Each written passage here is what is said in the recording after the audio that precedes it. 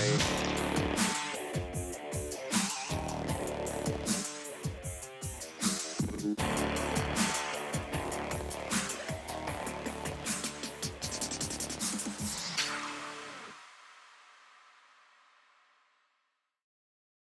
want to start off with a reminder that we are not doctors. Before you make any changes or try something new, always consult with your doctor and medical team first. Chronic illness can vary from patient to patient, so it's always best to consult with your own doctor for what is best for you. Welcome to I Be Determined. I'm your host, Mason Harvey, and I have Crohn's disease. And I'm your host, Michelle Harvey. I'm Mason's mom, and I talk from the role of a caregiver. And today's topic is one that was requested, and it is something that I hope you guys will all realize we are not doctors, and we don't recommend that you just strictly follow our advice. So with what we're talking about today, I hope you realize you need to speak with your own doctors before following any of this. Disclaimer, we are not doctors. We are not. So breaking news. With that, today we're here to talk about colonoscopy and MRI or MRE, helpful prep tips and kind of Mason's experiences. He's had 3 colonoscopies, he's had 2 MREs, and so he's kind of experienced. And none of them are fun. No. Well, I mean, yeah. It depends. Yeah. And so some people will have done these many times and you don't need this advice. Some of you have never done this, and some of you are doing this for preparing your child because they're going to be going in for this. And so it's kind of like the unknown is a little bit difficult. So we're kind of here to help you guys understand and clear some of that up. Before we get started, we have kind of an odd situation for our setup today. So we decided to switch up our podcast room. Yeah. And so for now, our lighting is slightly off. So, one of us, I think I'm more bright than Mason is. Yeah. We do have lighting, but we need to get that figured out. And our microphones are on stands. And mine is a little short. So I'm kind of hunching down to talk in it. Yeah. So if it looks a little different, that's why, until we get this more figured out. Let's go into this. So that Mason has had 3 colonoscopies by the time he was 13. This is crazy. Yeah, it is. And those were, that was all within a few years too. So he had 3 within 2 years. And it's not always common. Some people may have them more often. Most times you'll have them less than that. But with this disease, you will have them more frequently because it's one of the only ways that the hospitals have to check for inflammation, for damage, for anything going on there. And there is something else that's like an ultrasound, but only certain hospitals have that, and it's very hard to get. But they are working on new technology, so something that's not so invasive all the time for these guys, because, it's a lot for them to go through. So how many MREs have you had? We just mentioned that. 2. Yes. And how were those? Not fun. No. What wasn't fun about it? The prep for it. And the MRE itself too. Yeah. So. Was it, so I would say it wasn't painful. No, it wasn't painful. Except that's the one. Except you do have to get an IV. Yeah, you do have to get an IV, but there is that. Used to that. But the actual MRE machine itself when it does painful. Right. So that's very important to let your kids know, or if you're an adult, it's also important to let you know it's not something that's painful. No. It can be something that can be scary because of the way that you're placed into a narrow tube. It's claustrophobic a bit. Yeah. And I think they gave you headphones, right? Yes, they gave me headphones. And once in a while they'd give me instructions on what to do. When they were going to do a scan, I'd have to hold my breath for 10 seconds to 20 seconds. And it was like a voice that would come over a speaker in the room, and it would make the announcement. He would do that. And then the machine would make a ton of noise, because I was allowed to be in the room with him. I got to sit nearby, but I couldn't be right next to him. So for him, they placed a board over his stomach because that was the area that they were specifically scanning. So there's some reason they did that. You weren't very happy about that. And so the first time Mason did this completely awake, and no sedation or anything like that. Second time they did it, they mentioned it would be a longer one. It was about an hour. And so they, at the time, they thought Mason had a heart condition. Turns out he doesn't. didn't. But at the time, they thought I thought he did. And so the anesthesiologist was not comfortable putting him under. So they offered him what they called a cocktail. And I was like, "Ooh, what's that?" Yeah, they were like, "Don't worry, it'll relax you, and you won't remember a thing." So they put that through the IV. They gave him something to. It wasn't a sedation, but it was something just to get through it. Yeah, and I think that did help you. It did. So that's just kind of a suggestion, but we're not really here to talk about that. We're more here to talk about the prep and how to get ready for it. And I think it's also important. You're going to hear some people say MRI or MRE, and it's kind of used interchangeably. And there's a reason for that. That's because, and I went to the radiologyinfo.org to make sure we got specific. I knew, but I wanted to make sure I had it correct. So an MRE is magnetic resonance interrography. And an MRI is magnetic resonance imaging. So the difference between an MRE and an MRI is it's the same thing. You're going to use the same machine, but it's performed with a contrast material. And that's in the form of a drink and also put through an IV. Yeah. So it's intravenously. Like a dye that will go through the system for the areas they specifically need to highlight. And with an MRE, it's basically is just a special type of MRI. That's all it is. So the main thing is it will produce detailed images of the small intestine. So that's fun. Wonderful. And so we're going to kind of talk about today how we had to prep with it. And this is Mason's own experience.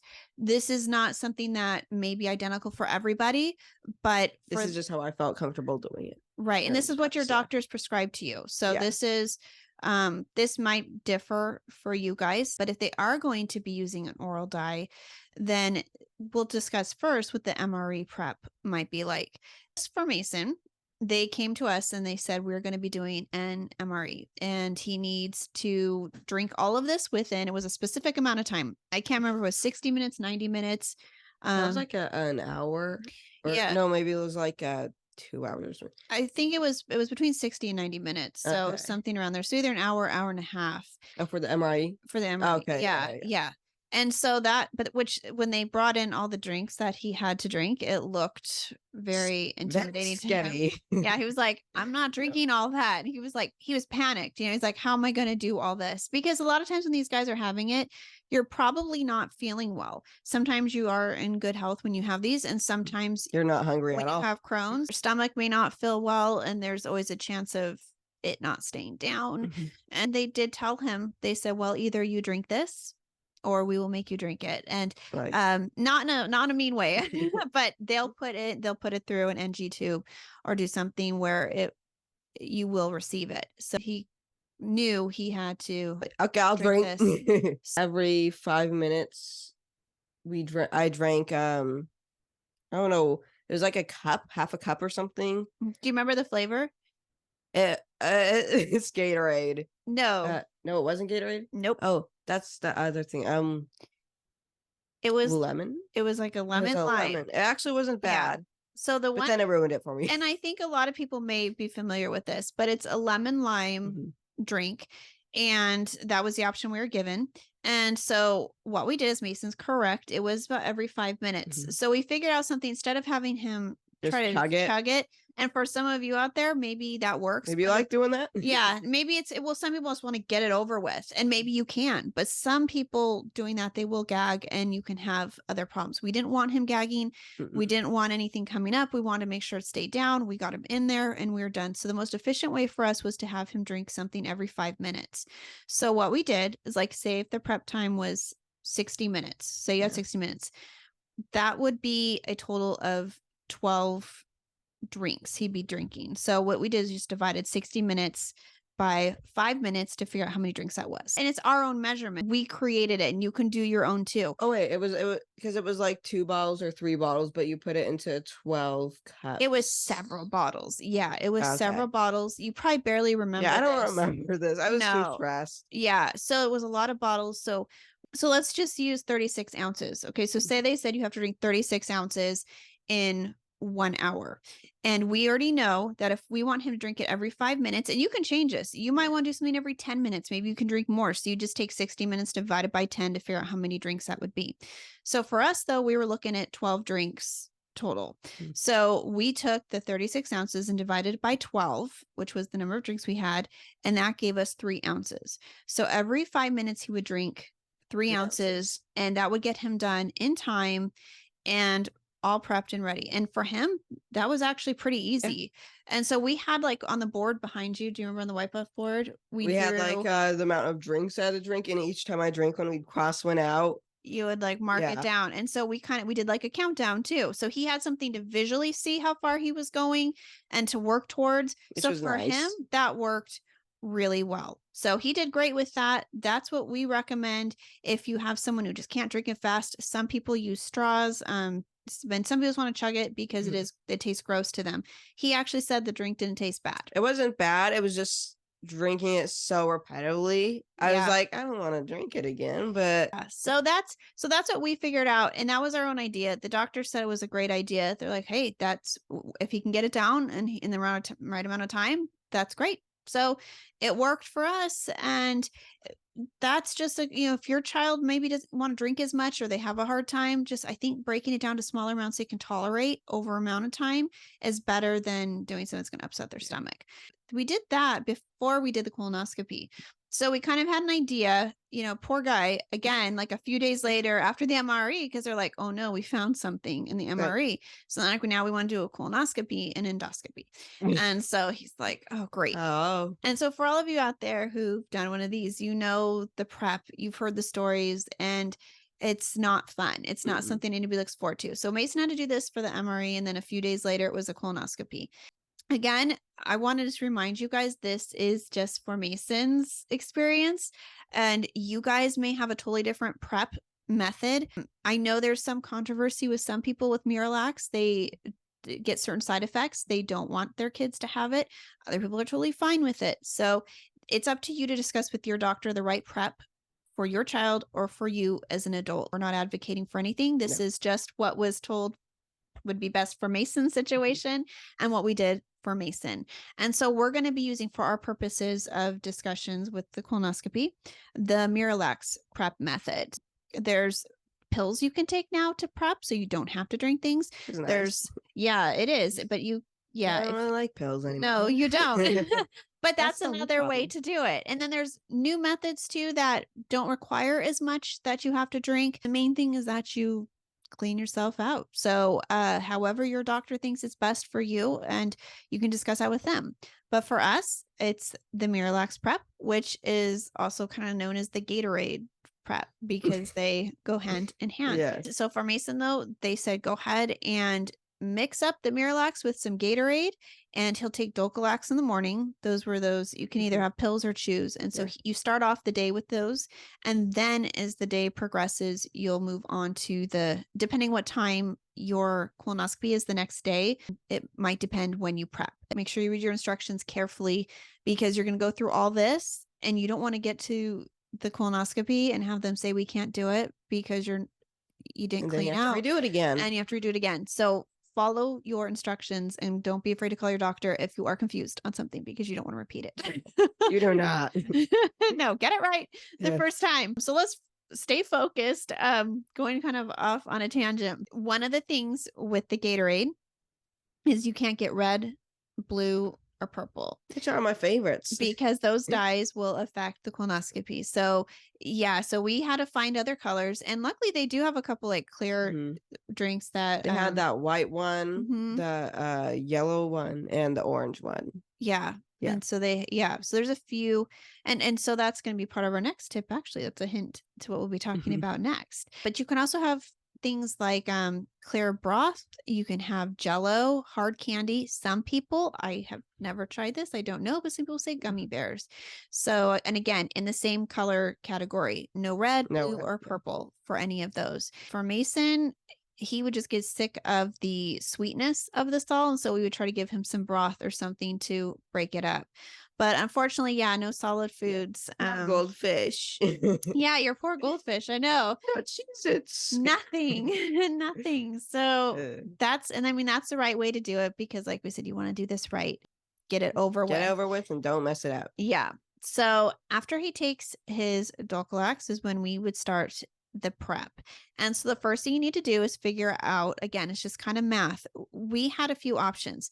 His doctor said they wanted him to drink 6 to 7 ounces every 20 minutes until complete, or the stools are consistently a clear liquid. So once you get to clear and you can stop the prep, according to our doctor. Again, your doctor might be different, but this is what his instructions were. So we knew we had to drink 6 to 7 ounces every 20 minutes. And the amount that he needed was 64 ounces of Gatorade mixed with 8.3 ounces of Miralax, which is like 9 capfuls or 9 packets. So 64 ounces of Gatorade is a lot. Is a lot, and especially when it's mixed with Miralax. Yeah. And stay close to a bathroom. This clean out, though, luckily doesn't seem like it's a little more progressive. So it doesn't, like, you're not, if you chug it, I'm assuming you'll be running pretty quick. But so he had 64 ounces of Gatorade. We also recommend buying different flavors, like Mason mentioned. I will get tired of like one flavor, that much of one flavor. Yeah, and I would not do that too. So we'll let him pick out like 3 or 4, and we will mix it up. So like if you have 3 flavors, you would just mix 3 of the packets or 3 capfuls of the Miralax with around 21 ounces of Gatorade. So it's like 21.3. So you just kind of do the math there and figure out how much. And so you pre-mix it all. So you have it all ready to go.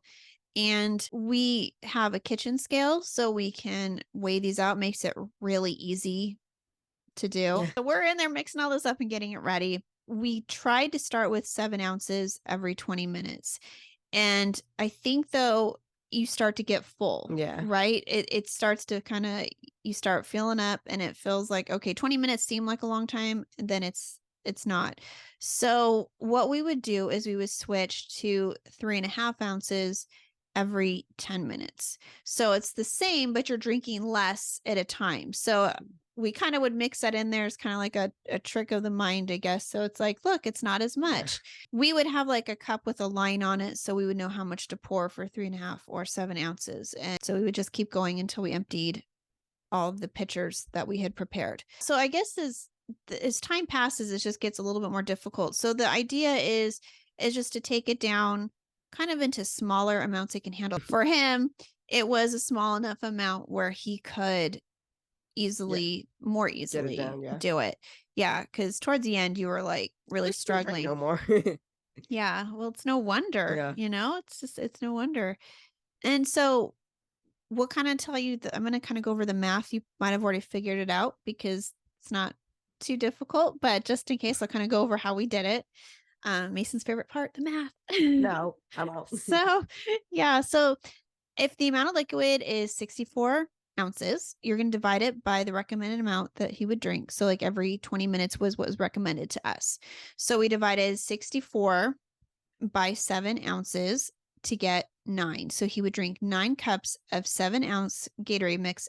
It would take about 3 hours doing it that way if he drank 7 ounces of Gatorade every repeatedly 20 minutes. Yeah. It's not going to happen. So if that is too much, bring it down and just do a little different math to make it work for you. Make sure you stay in the same amount of time, and you just take the amount of liquid again. So say it's 64 ounces and divide it by the recommended amount. It would be every 10 minutes. So if it was 7 ounces every 20 minutes, that would be 3.5 ounces every 10 minutes. Now you have 3.5 ounces every 10 minutes. So you're going to divide your 64 ounces by 3.5 ounces, which would be 18. That means it would be 18 cups of 3.5 ounce Gatorade mix. And so that would be every 10 minutes. It's better. It's the same amount, but I mean, right. It's littler amounts. Right. It's the same. Less amount of time. But this way you at least have an idea about how many cups. You don't, I mean, again, if you can clean out faster, then you can stop. And you can kind of start off with more. And if it's going well, awesome. If not, start reducing it and just kind of change the timing so it's less each time. And I think that's easier. And the other kind of fun thing we did, and this isn't something, I mean, I think it works better for kids. So sorry, adults out there. I don't think it's going to work as well, but we would post on Facebook. So we'd go on social media. You could do this on Instagram or whatever social media you prefer. But we would go on and we'd post a picture of Mason with like drink one. Yeah. And, thumbs up after he drank it. And we had some people who like sponsored him.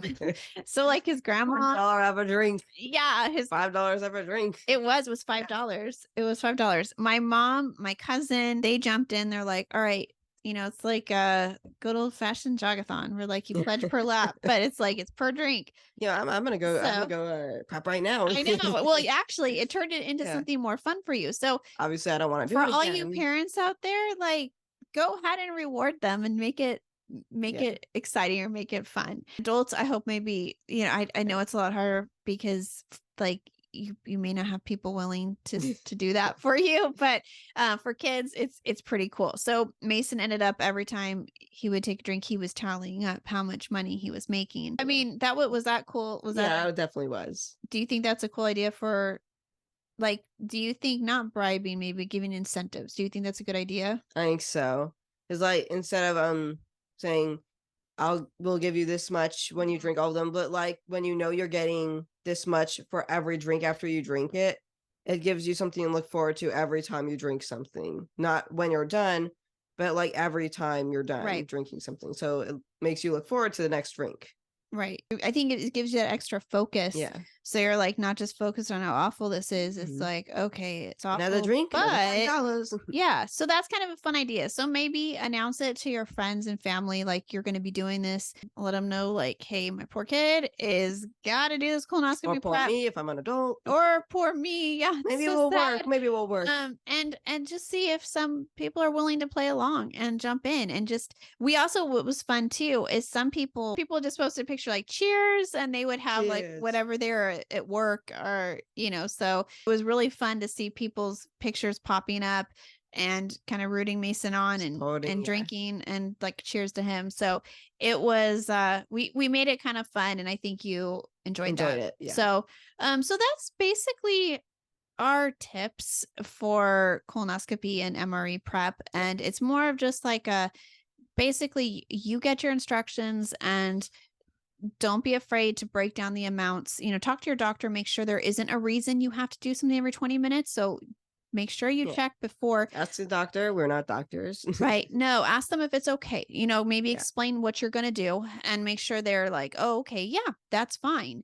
But for us, it was okay. It worked well. And by breaking those amounts down to smaller amounts, and for him, just chugging, it wasn't an option.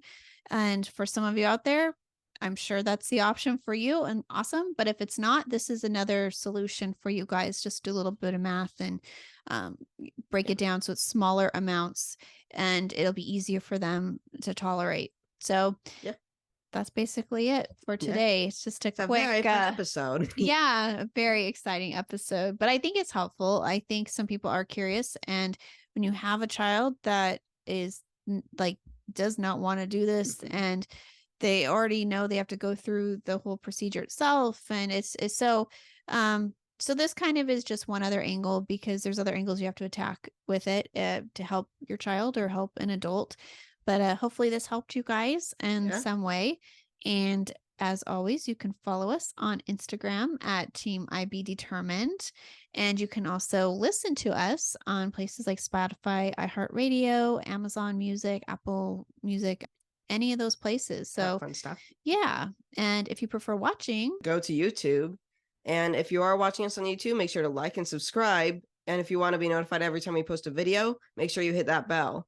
And also don't feel afraid to leave a comment because we don't get that many comments anyways. We'll definitely read it and we'll answer it. Yes. So, and if you're just saying hi, we'll say hi back. Yep, exactly. We'll say hello, or we will go ahead and take a question, maybe something we can turn into, just like this. This was something brought to us and we would eventually talk about it. Ideas for future episodes. It's helpful. So we know what's important to you guys. Yeah. So just like the person who came to me at this one, I'm like, well, let's just do it this weekend. Let's just talk about it because it was something on their mind and eventually we were going to get to it, but might as well do it now. So, and thank you for putting up with our ever-changing situation. So this will be the more permanent spot. Just hopefully we can get a little better lighting. So next time will be a little more visually interesting. And so that's about it. Yeah. So thank you guys for listening and we will see you guys in the next video. Yeah. All right, guys. See you. Bye. Bye. We hope you will stick around, tune in, and reach out to us with your own journeys. We are excited to give you an inside view of what it takes to be a caregiver and what it's like to be a patient. And most of all, we hope you'll maybe be able to apply something you hear on here that might help you in your own life. Sometimes life changes, and it's all about how you handle the journey.